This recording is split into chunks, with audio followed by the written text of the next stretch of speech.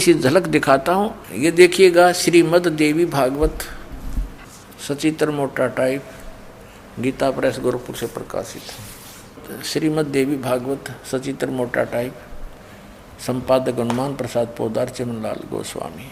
प्रकाशक व मुद्रक हैं गीता प्रेस गोरखपुर, गोविंद भवन कार्यालय, कोलकाता का संस्थान। इसका पहला स्कंद पढ़ते हैं और पृष्ठ 28 पर। अब देखना, एक समय नारद जी और व्यास जी का संवाद हुआ। नारद जी से व्यास जी ने प्रश्न किया तो नारद जी ने उसका उत्तर दिया।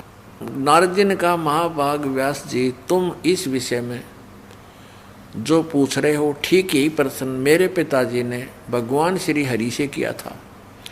देवा अधिदेव भगवान जगत के स्वामी हैं। लक्ष्मी जी उनकी सेवा में उपस्थित रहती हैं।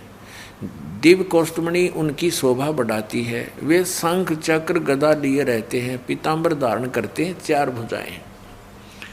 वे चराचर जगत के आश्रयदाता हैं। ये विष्णु जी की महिमा कर रहे हैं। नारद जी के ब्रह्मा जी ने बताई थी। जगत गुरु एवं देवताओं के भी देवता हैं। ऐसे जगत प्रभु भगवान श्री हरि महान तप कर रहे थे। उनकी समाधि लगी थी। यह देखकर मेरे पिता ब्रह्मा जी को बड़ा आश्चर्य हुआ।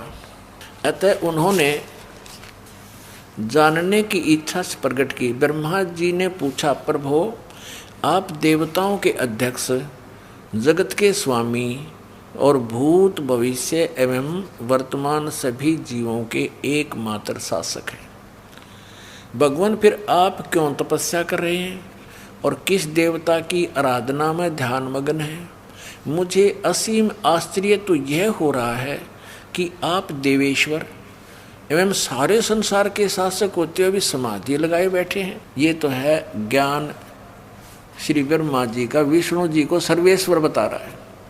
ब्रह्मा जी के विनीत वचन सुनकर भगवान श्री हरि यानी विष्णु जी बोले। फिर श्री हरि कहने लगे, ब्रह्मन सावधान होकर सुनो, मैं अपने मन का विचार व्यक्त करता हूँ। देवता, दानव और मानव सब यही जानते हैं कि तुम सृष्टि करते हो, मैं पालन करता हूँ और संकर संहार किया करते हैं।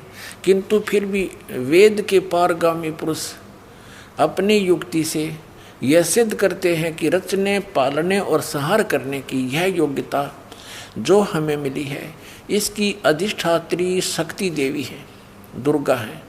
वे कहते हैं कि संसार की सृष्टि करने के लिए तुम में राजसी शक्ति का संचार हुआ है, यानी ब्रह्मा जी रजगुण और मुझे सात्विक शक्ति मिली है, विष्णु जी सतगुण। रुद्र में तामसी शक्ति का आविर्भाव हुआ है, यानी शिव जी ये तमोगुण। उस शक्ति के अभाव में तुम इस संसार की सृष्टि नहीं कर सकते, मैं पालन करने में सफल नहीं हो सकता और रुद्र से संहार कार्य भी नहीं हो सकता। हम सभी उस शक्ति के सहारे ही अपने कार्य में सदा सफल होते आए हैं। सुवर्त प्रत्यक्ष और प्रोक्ष दोनों उदाहरण मैं तुम्हारे सामने रखता हूँ, सुनो। यह निश्चित है कि उस शक्ति के अधीन होकर ही मैं इस शेष नाग की सैया पर सोता और सृष्टि करने का अवसर आते ही जग जाता हूँ। मैं सदा तप करने में लगा रहता हूँ और उस शक्ति के शासन से कभी मुक्त नहीं रह सकता। कभी अवसर मिला तो लक्ष्मी के साथ सुखपूर्वक समय बिताने का सौभाग्य प्राप्त होता है। मैं कभी तो दानवों के साथ युद्ध करता रहता हूँ। अखिल जगत को भय पहुँचाने वाले दैत्यों के विकराल शरीरों को शांत करना मेरा परम कर्तव्य हो जाता है। और देखो, यहाँ कमाल कर दिया, अपने आध्यात्मिक नॉलेज में तोड़ पाड़ दिया। श्री विष्णु जी कह रहे हैं कि मुझे सब प्रकार से शक्ति यानी दुर्गा, प्रकृति देवी के अधीन होकर रहना पड़ता है। उन्हीं भगवती शक्ति का मैं निरंतर ध्यान किया करता हूँ। ब्रह्मा जी मेरी जानकारी में, मेरे आध्यात्मिक ज्ञान में स्पिरिचुअल नॉलेज के आधार से विष्णु जी कह रहे हैं, ब्रह्मा जी मेरी जानकारी में इन भगवती शक्ति से बढ़कर दूसरे कोई देवता नहीं। अब आ गया अंत श्री ब्रह्मा और श्री विष्णु जी के अध्यात्म ज्ञान का।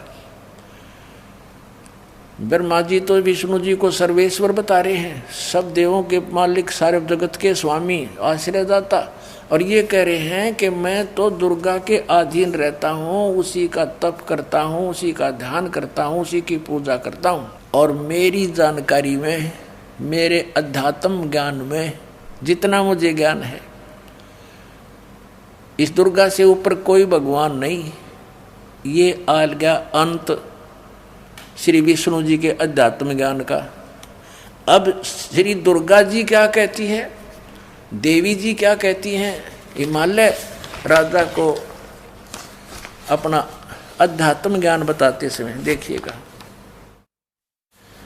7वां स्कंद और ये 562 पृष्ठ में, ये 562 पृष्ठ। देवी के द्वारा हिमालय को ज्ञानोपदेश और ब्रह्म स्वरूप का वर्णन।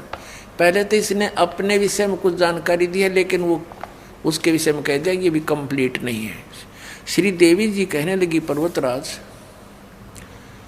उस ब्रह्म का क्या स्वरूप है यह बतलाया जाता है, जो प्रकाश रूप सबके अत्यंत समीप में स्थित हृदय रूप गुहा में स्थित होने के कारण गुहाचर नाम से प्रसिद्ध और महान पद अर्थात परम प्राप्य है।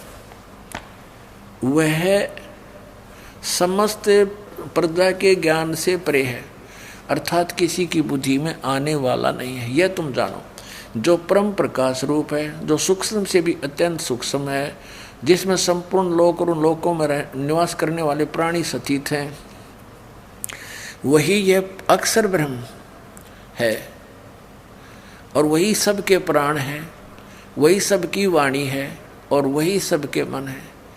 अब देखो दुर्गा की उआ बाई ये यहाँ तक कह रही है वो अक्षर ब्रह्म है, और आगे फिर कहेगी केवल ब्रह्म है, वही सबके मन है, वह परम सत्य, और वह यह परम सत्य और अमृत अविनाशी तत्व है।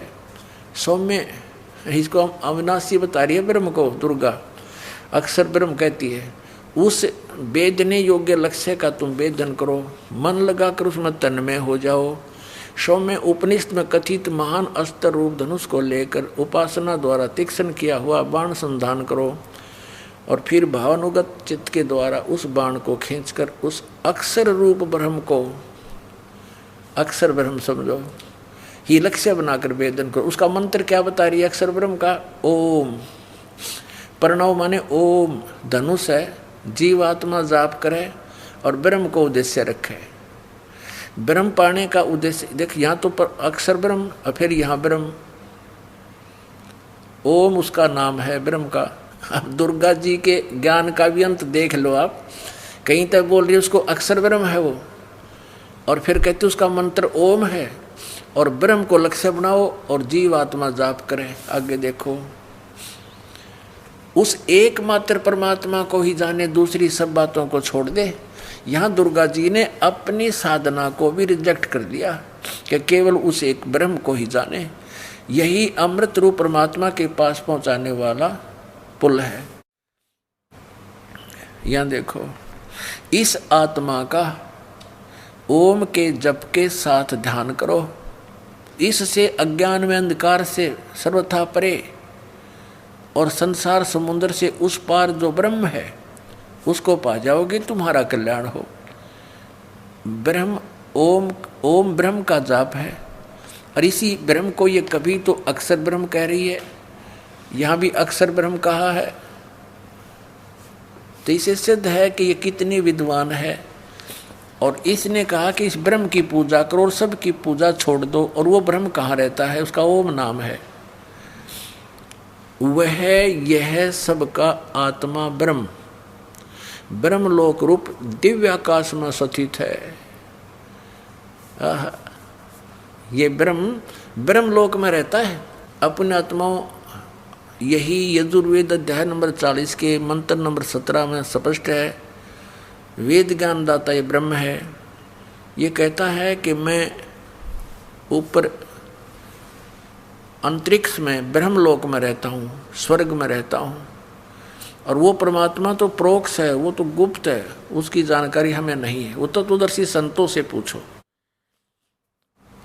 यजुर्वेद अध्याय नंबर 40 के मंत्र 10 से लेकर 13 में तत्वदर्शी संतों की पहचान भी बताई है, और उन्हीं से जानने के लिए कहा है पूर्ण कंप्लीट स्पिरिचुअल नॉलेज को, यानी पूर्ण अध्यात्म ज्ञान को उन तत्वदर्शी संतों से ही पूछो।